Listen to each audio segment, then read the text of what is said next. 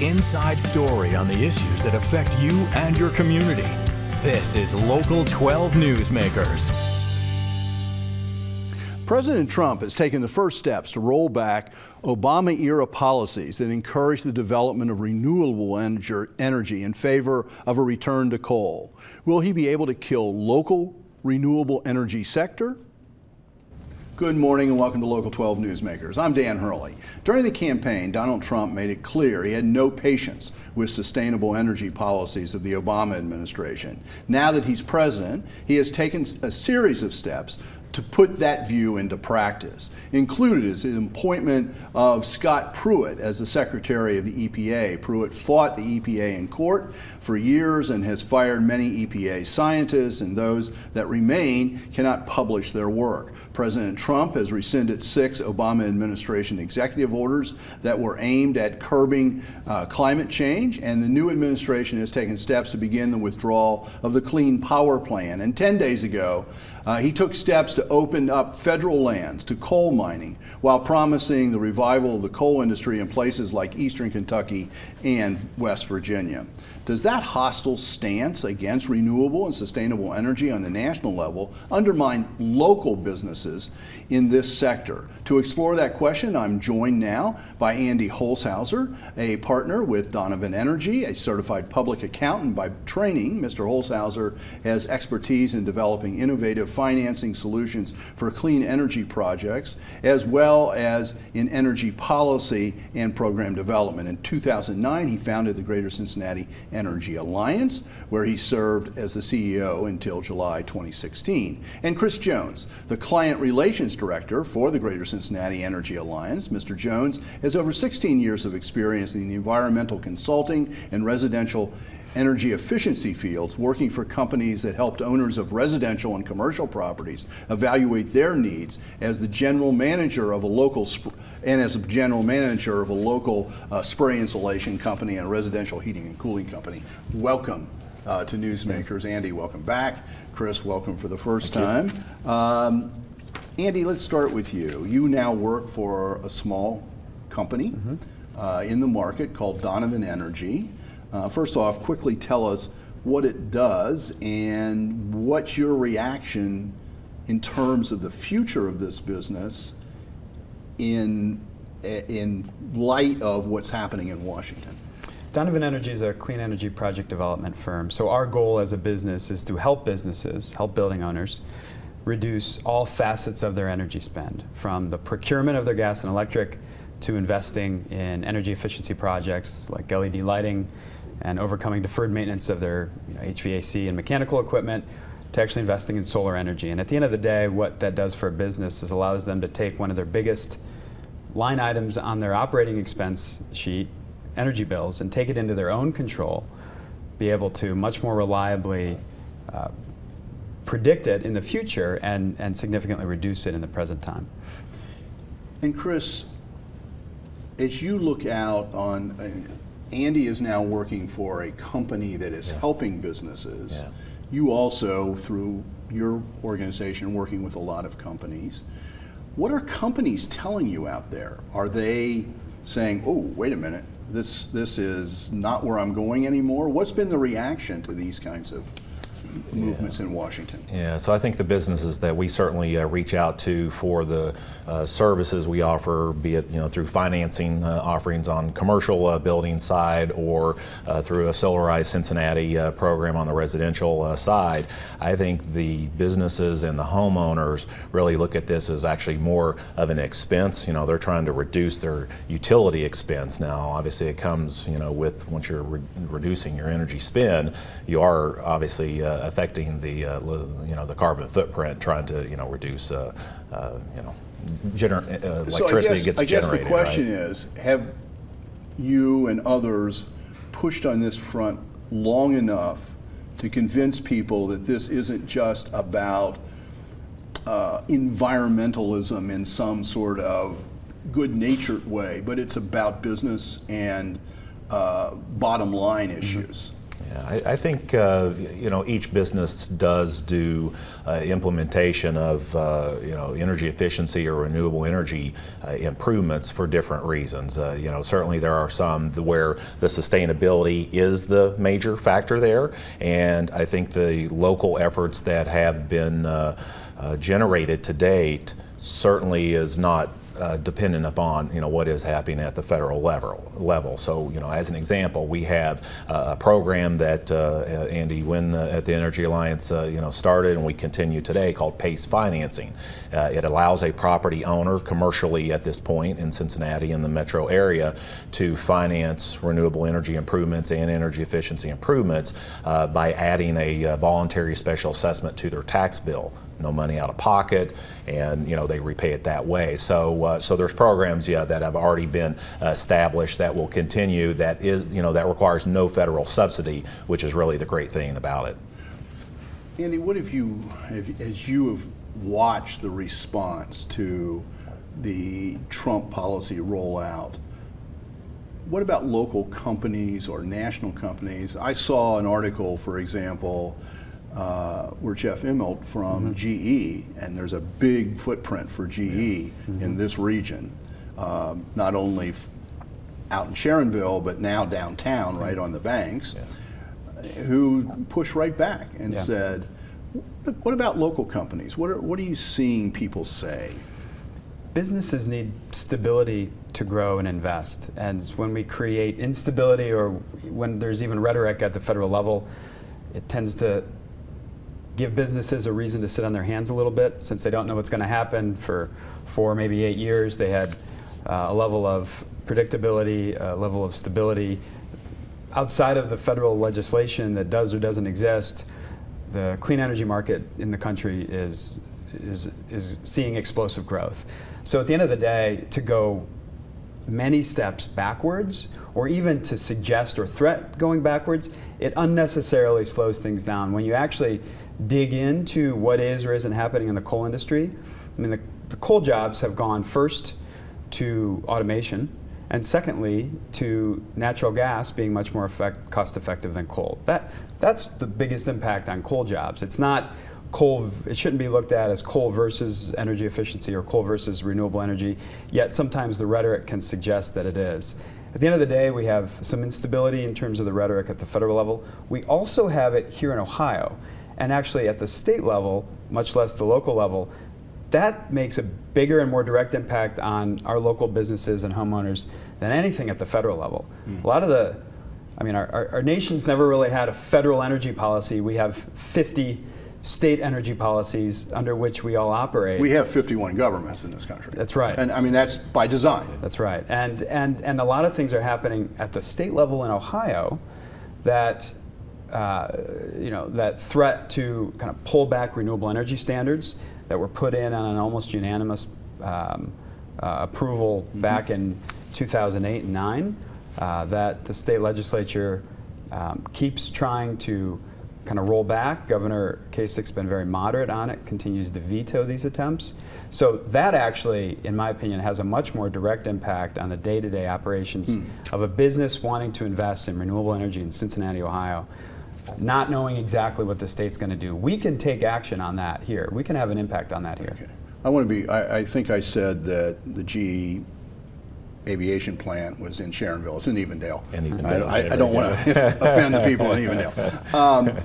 Chris, we're talking about companies here, but there's also other folks involved in this. So for example, in public housing or in residential housing generally, but the impact of energy cost on the poor is extremely high. In other words, you have a great concern over the last 2 years in this region about childhood poverty. Could there be an impact there? Is there something that we ought to be looking at there? Yeah. In generally speaking here, some of the low income type of just looking at the structure, so the residential structures that they live in are absolutely some of the most energy inefficient structures that there because are. Because of age? Because of age in general, and because of maybe lack of resources to invest in energy efficiency and renewable energy. And so although currently residential PACE financing is not available, again, where a property owner would could invest in energy efficiency and renewable energy, no money down, and repay it through a tax bill that comes in. In a lot of those scenarios, the actual repayment would actually be less than the energy savings that they're actually going to actually realize. And so we definitely have some opportunity to address those situations here in the metro area. Absolutely. One of the things I always like to point out, and it's sort of an obvious one, but that's why I keep pointing it out, lots of people go to the Cincinnati Zoo. And when they park their cars, they're parking them under, and they may not realize it, under solar arrays. And we have some video, and it really is important. It's a good place to learn and just realize where it can be touched. And what kind of impact has that had on the zoo? Is there a practical side to that? There is. Actually, most people, when they are parking under there, don't even necessarily realize that they're parking under a massive solar array. But at the end of the day, the zoo didn't make that solar array happen because they have access to some big pot of money that no one else does. They made that happen because they were determined to make it happen. They brought together the partners and created financing and the right policy to get it done, which should suggest to any business, much less homeowner in town, find the right people, find the right experts. There's plenty of sun in Cincinnati, there's good financing in Cincinnati. Our costs for energy are high enough in Cincinnati where solar can make sense. When you look at the city of Cincinnati, they have 20 plus solar installations on their buildings.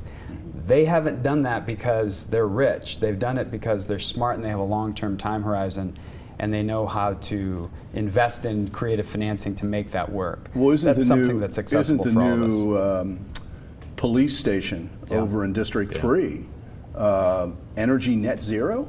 Am I right on that? It is. It is, and in fact, it's overproducing, or it's performing even better than they anticipated since it's been online now for several months, and they're seeing real energy savings, much less the production from the massive solar system on the roof and in the canopy that they have there. So the point here is that from the two of you who have a vested interest in this, you believe that you're part of the market now and that you can keep going no matter what happens up there in D.C. There are things that could be better in D.C. Without question. That's stating the obvious when it comes to energy policy and being realistic about where the jobs are. And by the way, there's 50,000 coal jobs in the country and there's 350,000 solar jobs. This isn't saying that one is better than the other. Just in solar alone, much less energy efficiency, which would dwarf that. So it is not saying that one is better than the other, but it's being realistic about what the actual numbers are and being realistic about what we're telling communities that have suffered from a pullback of coal jobs. Not that we're going to de-automate the industry and magically bring these things back, but let's get people trained on what industries are growing. That's the case not just for the any energy industry, but for any industry that's seeing a lot of automation in place. We got to tell people the truth and then actually invest in those communities, not by suggesting coal is going to make some dramatic comeback, but by training those folks on how to invest, help homes invest in energy efficiency or business invest in solar. And I would say, we have also had really great partners here locally as well. So the city of Cincinnati has been, a great partner to the Energy Alliance, starting back in 2010 and continues through, their energy efficiency and again, the Solarized Cincinnati program, the tax abatements that are currently on the books for, LEED certification. And I know that they are also currently thinking about, other types of incentives incentives for non-lead related improvements to buildings. Out in the suburbs, as an example, we just recently worked with Sycamore Township to create a suburban communities PACE district that others like Sharonville and Evendale actually can take advantage of. Northern Kentucky, we just met with Kenton County yesterday. We have a project over there. So we've really had some very good regional partners. You're a regional organization. Yeah, this definitely is not regional. City of Cincinnati. No, not at all. It's a regional organization. So Southwest Ohio, Northern Kentucky in particular. And Donovan Energy is national. Yeah, national. That's right. You bet. We're going over. Okay. I'm out of time, but let me just make sure people know how to get in contact with you. To contact or find out more about these organizations and my guests, you can reach out to the Greater Cincinnati Energy Alliance through their website at greatercea.org and at Donovan Energy at donovanenergy.com, and check out the Green Umbrella at www.greenumbrella.org, a regional alliance with 7 different action teams working on local sustainability. Thank you very much for being here. Thanks, Dan. Stay tuned. After the break, I'll be joined by Aftab Pureval, the Hamilton County Clerk of Courts. What has he done in his first 100 days?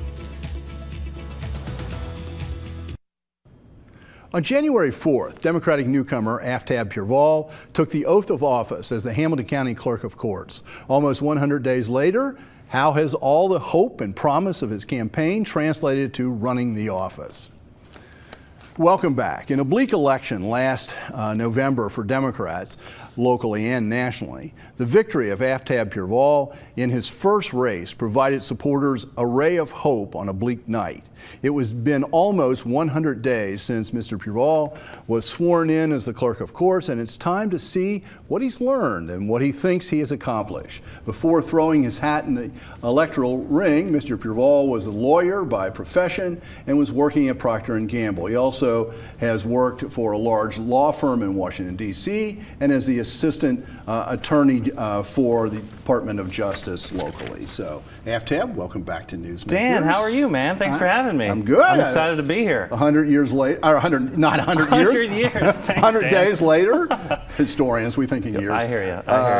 You know, you're still smiling. Yeah, we're having a great time. It's been such an exciting opportunity to get in there and professionalize and modernize the office.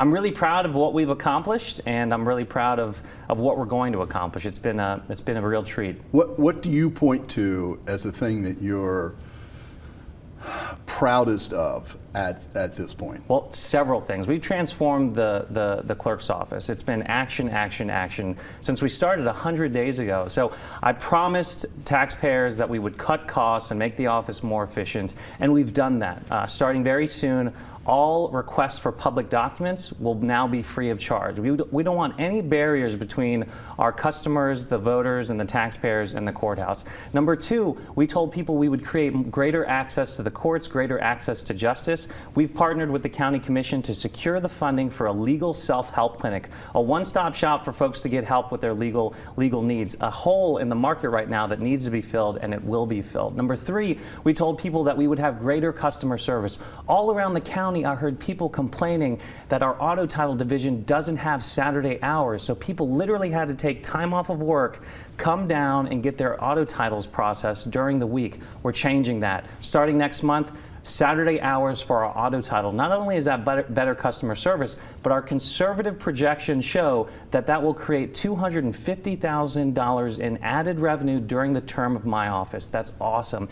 And then we also committed to creating better technology, to modernizing the office. And very soon we'll be rolling out a brand new website that's more user-friendly, that adds more services, and for the first time ever, Dan, will be mobile friendly. And finally, it's a long list, but finally, I was committed to professionalizing the office, ending the culture of nepotism and political patronage, and we've done that. And I'm so proud of the leadership team that I've brought on, many from Fortune 500 companies right here in town with the business experience, with the private sector perspective to drive change. We've reduced the size of the office, and already, as of right now, we've saved over $400,000 in taxpayer dollars. So we've been very busy these first 100 days, but we have a lot more to do. I want to play for you a bit from an interview I did with you right at the end of election night. Okay, oh great. That will sort of follow up on some of the things you just said. So Yeah. let's listen to this. I think Tracy Winkler's a genuinely good person, but I think there's opportunities to take partisanship out of the courts, particularly when we're hiring folks. I mean, the current employees feel bullied, they feel threatened if they don't work on political campaigns. We're going to end all of that. No one will be allowed to contribute to our campaign. During work hours, there will be no campaigning. We're really going to transform the court system, and that matters because when we change those things, we'll be able to create a more efficient court system, modernize the office, save some taxpayer dollars, but also create greater access for everyone. Okay, that's a lot of the promises and sort of what you thought on election night, and you just said that you've actualized a lot of those. And we're doing that. We took the politics and out I of asked the courthouse. you the question, were you going to go in and fire a lot of people? Mm-hmm. You have made headlines because your first day, 3 people were fired? Yes. And someone had quit just before you arrived. That's right. So were those political firings? Absolutely not. Absolutely not. I was committed to transforming the office. And in order to change the culture of the office, you have to change its leadership. Dan, the office that I inherited from a management perspective, from a morale perspective, from an efficiency perspective, was a real mess. It was a real problem. We're driving hard through hard decisions as it relates to personnel, hard decisions as it relates to structure and organization to make the position and the office better for the taxpayers of Hamilton County. I'm incredibly proud that our leadership team is from Fortune 500 companies with private business experience that are qualified, that have merit, and that are driving change in the office, already saving hundreds of thousands of dollars for taxpayers. You know that the head of the Republican Party, Alex Triantafilo, said when you did that you got rid of a lot of people with a lot of experience, and he, to quote, a rookie mistake. Right. Rookie mistake? Absolutely not. I wholeheartedly disagree. Because these were leadership people. Absolutely. A new direction requires new leadership. Again, the voters and the taxpayers of Hamilton County wanted a change in the office. I committed to ending patronage, to ending cronyism, to ending nepotism, and that's exactly what I did on day one. The only things that I'm doing are the things that I committed to do during the campaign, and I'm following through on those commitments. The other side of that, though, is you hire the son-in-law of Tim Burke, the head of the Democratic Party. From the outside, I think you'd have to say that looks like nepotism. Chris Wagner was the top. First of all, I'm not related to a single person in Hamilton County. I'm truly, Dan. So nepotism, I am not. Okay, we'll eliminate nepotism. Anyone that I'm related to, right? It's patronage. And secondly, Chris Wagner was the top lawyer for Republican Mike DeWine. He was recommended by Republicans and by Democrats. We had an open process. The job was posted. We had interviews. We interviewed several people. He was the most qualified person for that job. The Inquirer called the hire a home run. I regret nothing as it relates to Chris Wagner. He is an incredible public servant, and he's a great asset and what's his to our role office. there? He's the chief of compliance in our office. Which means? So generally, there are a lot of law changes within the municipal area and also the county and the statewide area. And making sure that the clerk's office is up to date on those law changes is incredibly important. He's also in charge of making sure that we are scanning properly and also destroying paper properly, making sure that we're consistent with custodial rules. There's a lot of rules, regulations, and laws that go into actually managing and running the clerk's office, and he's making sure we're staying on top of all that. What's your personal role in the office? I mean, and would you contrast it in any way with the role your predecessor or predecessors have played? Yeah, so I don't know what my predecessor or predecessors have done, but I'm very hands-on. So as you know, I actually quit my position at Procter & Gamble as the global brand attorney for Olay shortly after we won the election. I'm there every day. I'm the chief administrator. I'm at the clerk's office every day, all day. You can ask my leadership team, you can ask the people on the front lines. I'm very visible, working hard every day to complete these commitments we've made to the taxpayers. I'm not a part-time clerk. I do both the external work and the internal work of running the office. And the external work is really important. We've been out in the community to law firms, to community organizations, because I really view the clerk's office as a customer service interface, and it's incredibly important for us to get out in the community and hear what's happening. That's how we knew that Saturday hours was a must, was a no-brainer. It was what the community wanted, and we'll continue that dialogue. I've got less than a minute left. Okay. But what have you learned in the last 100 days that has surprised you, that you didn't know that would be there?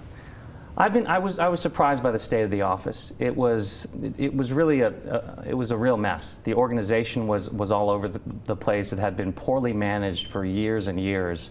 And I'm really encouraged by the leadership team that I've assembled, by the folks that have stayed, the folks that we have maintained, that institutional knowledge. And I've really been pleased by the team coming together and looking towards the future. How many people, staff size, have you reduced a lot? 23. 23 out of? 219.